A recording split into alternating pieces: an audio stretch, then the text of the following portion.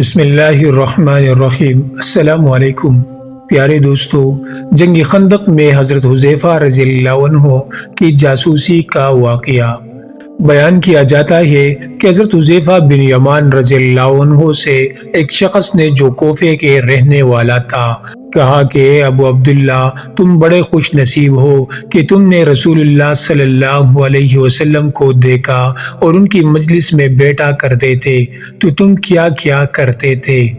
حضرت حذیفہ رضی اللہ عنہ نے فرمایا، واللہ ہم جان نثاریہ کرتے تھے۔ نوجوان فرمانے لگے، سنیے چچا، اگر ہم حضور اکرم صلی اللہ علیہ وسلم کے زمانے کو پاتے تو اللہ آپ کے پاؤں بھی زمین پر رکھنے نہ دیتے۔ آپ رضی اللہ عنہ نے فرمایا، بھتیجے لو ایک واقعہ سنو۔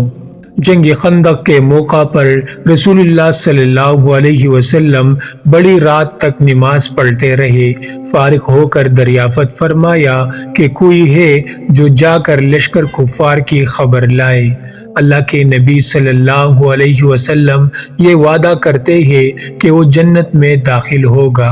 کوئی کھڑا نہ ہوا کیونکہ خوف کی، بھوک کی، سردی کی انتہا تھی۔ پھر آپ علیہ الصلوۃ والسلام دیر تک نماز پڑھتے رہے۔ پھر فرمایا، ہے کوئی جو جا کر یہ خبر لا دے کہ مخالفین نے کیا کیا ہے؟ اللہ کے رسول صلی اللہ علیہ وسلم اسے مطمئن کرتے ہیں کہ وہ ضرور واپس آئے گا، اور میری دعا ہے کہ اللہ تعالیٰ اسے جنت میں میرا رفیق کرے گا۔ اس بار بھی کوئی کھڑا نہ ہوا، اور کھڑا ہوتا بھی کیسے؟ بھوک کے مارے پیٹ کمر سے لگے ہوئے تھے، سردی کے مارے دانت بج رہے تھے، خوف کے مارے پتے پانی ہو رہے تھے۔ بالآخر میرا نام لے کر رسول اللہ صلی اللہ علیہ وسلم نے آواز دی۔ اب تو کھڑے ہوئے بغیر چارہ ہی نہیں تھا۔ فرمانے لگے، حذیفہ تو جا اور دیکھ کہ وہ اس وقت تک کیا کر رہے ہیں۔ دیکھ، جب تک میرے پاس واپس نہ پہنچ جائے کوئی نیا کام نہ کرنا۔ میں نے بہت خوب کہہ کر اپنی راہ لی اور جرت کر کے مشرق میں گھس گیا۔ وہاں جا کر عجیب حال دیکھا کہ دکھائی نہ دینے والے اللہ کے لشکر اپنا کام پھرتی سے کر رہے ہیں۔ چولوں پر سے دیگے ہوا نے الٹ دی ہے، خیمے اکڑ گئی ہے، آگ جلا نہیں سکتے، اور کوئی چیز اپنے ٹھکانے نہیں رہی۔ اسی وقت ابو سفیان کھڑا ہوا اور بآواز بلند آواز میں کہنے لگا کہ قریشیوں، اپنے اپنے ساتھی سے ہوشیار ہو جاؤ، اپنے ساتھی کو دیکھ پال لو، ایسا نہ کہ کوئی غیر کھڑا ہو۔ میں نے یہ سنتے ہی میرے پاس جو ایک قریشی جوان تھا اس کا ہاتھ پکڑ لیا اور اس سے پوچھا، تو کون ہے؟ اس نے کہا، میں فلاں بن فلاں ہوں۔ میں نے کہا، اب ہوشیار رہنا۔ پھر ابو سفیان نے کہا، قریشیوں، ہم اس وقت کسی ٹھہرنے کی جگہ پر نہیں ہیں، ہمارے مویشی، ہمارے اونٹ ہلاک ہو رہے ہیں۔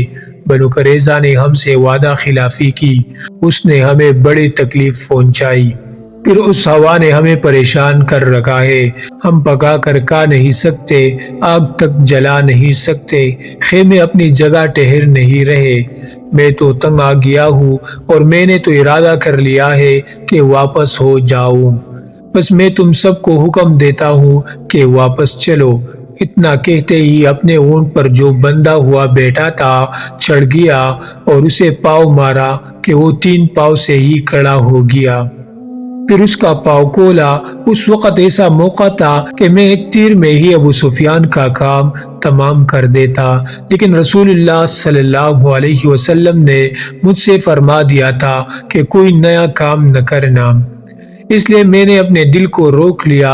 اب میں واپس لوٹا اور اپنے لشکر میں آ گیا۔ جب میں اپنے لشکر میں پہنچتا ہوں تو میں نے دیکھا کہ رسول اللہ صلی اللہ علیہ وسلم ایک چادر کو لپیٹے ہوئے جو آپ کی کسی بیوی صاحبہ کی تھی نماز میں مشغول ہے۔ آپ نے مجھے دیکھ کر اپنے پیروں کے درمیان بٹھا لیا اور چادر مجھے بھی اڑا دی۔ پھر رکوع سجود کیا اور میں وہی چادر اوڑھے بیٹھا رہا۔ جب آپ فارغ ہوئے تو میں نے سارا واقعہ بیان کیا۔ قریشیوں کے واپس لوٹ جانے کی خبر جب قبیلہ غطفان کو پہنچی تو انہوں نے بھی سامان باندھا اور واپس لوٹ گئے۔ روایت میں ہے کہ حضرت حذیفہ رضی اللہ عنہ فرماتے ہیں جب میں چلا تو باوجود کڑاکے سردی کے قسم اللہ کی مجھے یہ محسوس ہوتا تھا کہ گویا میں کسی گرم حمام میں ہوں۔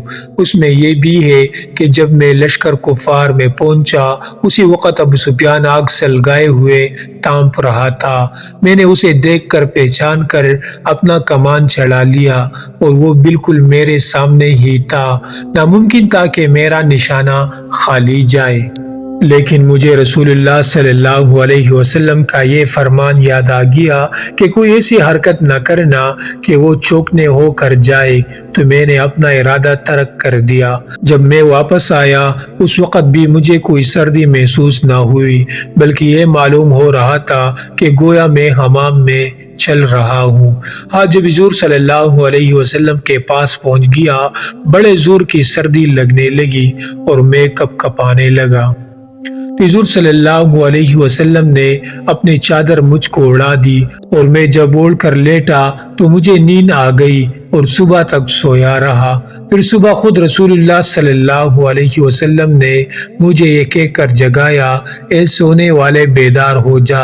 اور روایت میں یہ بھی ہے کہ جب اس تابعی نے کہا کہ کاش ہم رسول اللہ صلی اللہ علیہ وسلم کو دیکھتے اور آپ کے زمانے کو پاتے، تو حذیفہ رضی اللہ عنہ نے کہا کہ کاش تم جیسا ایمان ہمیں بھی نصیب ہوتا کہ باوجود نہ دیکھنے کے پورا اور پختہ عقیدہ رکھتے ہو۔